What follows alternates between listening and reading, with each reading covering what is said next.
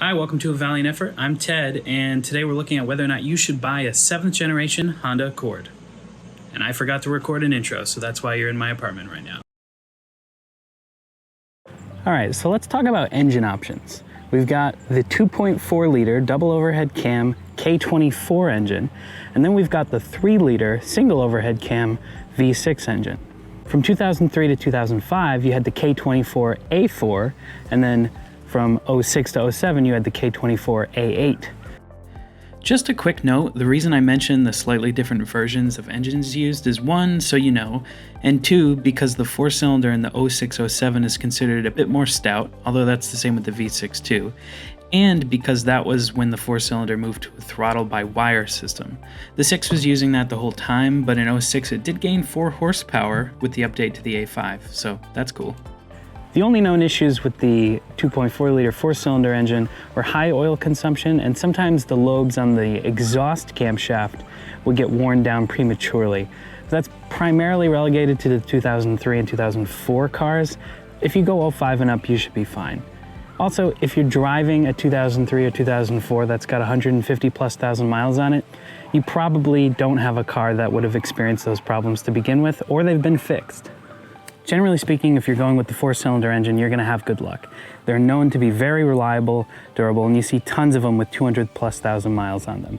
Just go and look on Car Gurus or Auto Trader or Auto Tempest, and you'll find a ton of them with super high mileage. Just make sure to be very conscientious about oil changes, and look out for occasionally you can get a bad variable valve timing actuator, which will make kind of a grindy noise on startup for about 2 to 3 seconds and go away. The V6 is also incredibly durable, and there are a ton of 200 plus thousand mile examples online that you can find for sale today. I got this one with 182,000 miles, and it currently has 216 and a half. Now the V6s don't have any known issues, but they do come with a timing belt, unlike the 2.4 liter, which comes with a timing chain. Now there's nothing inherently wrong with a timing belt, but a timing belt means more maintenance. So every 100,000 miles, or 70 to 100,000 miles, you have to replace the timing belt, which can be extremely costly, anywhere from $800 to $1,500. Now, if you do it yourself, like I did, it'll only cost you in the range of $200, but prepare to have a weekend where your car is totally out of commission. All right, so let's talk transmissions.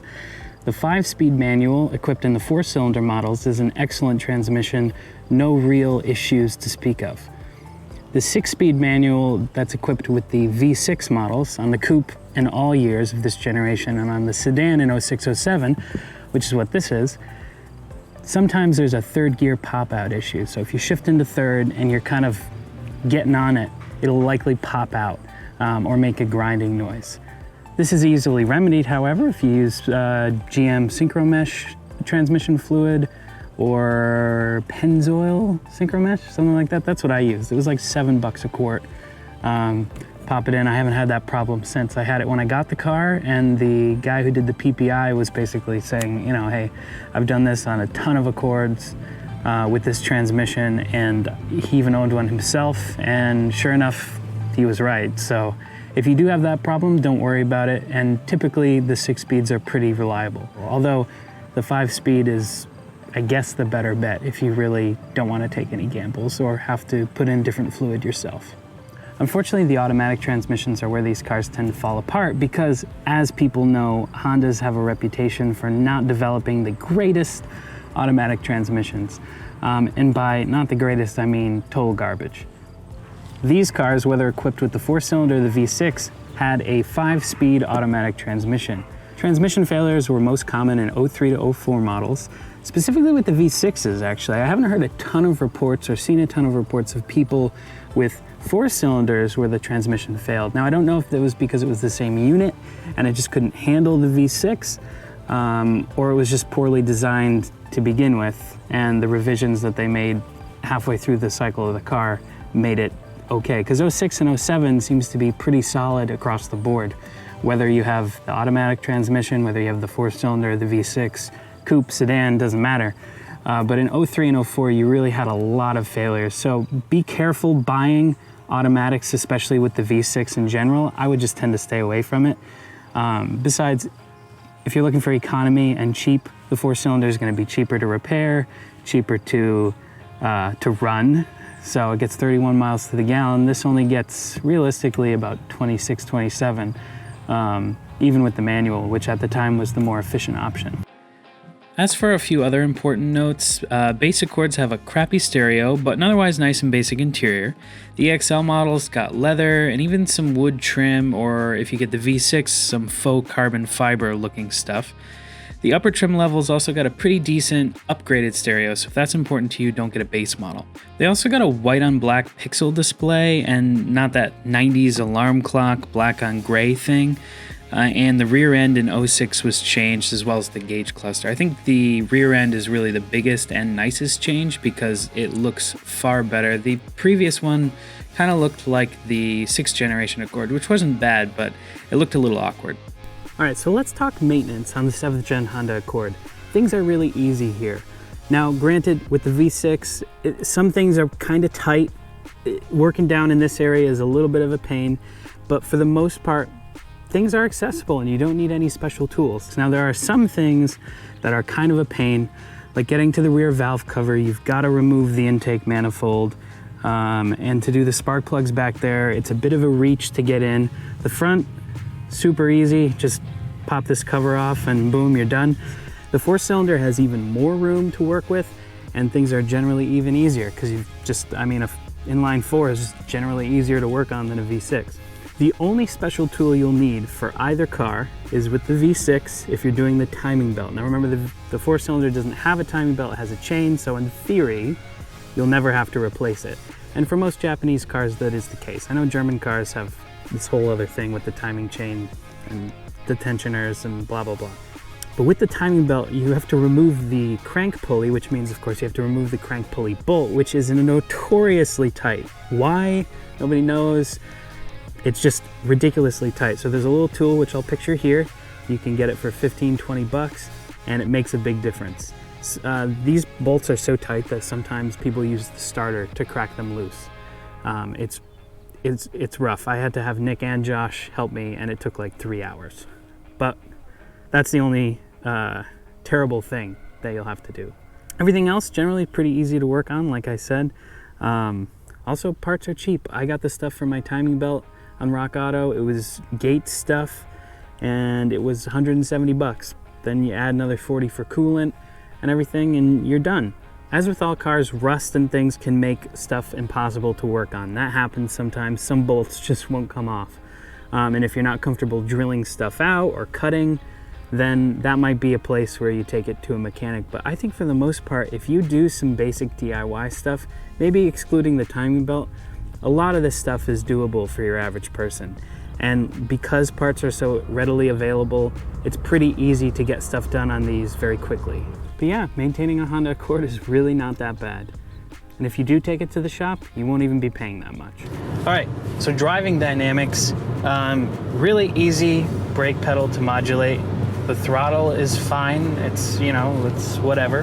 And the clutch is kind of has a short travel, which I actually like. So if you're into, and this is the same with the 4-cylinder as well, I find that a lot of manuals, you have to really get your leg pretty far out there. Being 5'7", that can be hard to do. I have to be close to the steering wheel sometimes.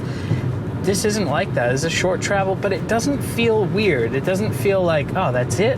I've been in some cars like a Hyundai Elantra with a 5-speed, which was horrible. Now, this is back from 08, so it's a contemporary of this. This doesn't feel that way. It's really nice travel, but I can still be in a comfortable position. I will say my favorite part about this car is probably the steering. It's great. It's really predictable. It's fun too. It's got a directness about it, and being front-wheel drive kind of pushes a little bit through the corners. But I'm not driving this like a nut. I'm not taking it to the track. It's my daily driver. It's nothing. I don't think Throttle House is going to take this out on the track and go, oh my God, it's so amazing. But compared to the cars that are in its class, especially the Japanese and the American ones, I think it's more fun to drive. And I've driven a lot of cars in that area when I was test driving, and I ended up liking this one the most. And I was ready to get either the 4-cylinder or the 6-cylinder, because at that point I was just like, this is a fun car to drive. I kind of want to own it. But yeah, they all have this kind of fun factor in common. They're enjoyable to drive. I enjoy kind of, whipping this around, and I don't drive it like a nut. It is my daily, and I want it to hit 300,000 miles, so I don't really beat on it, but yeah, I take it up to redline every once in a while, and VTEC kicks in, and I enjoy that. I do. It's a fun noise.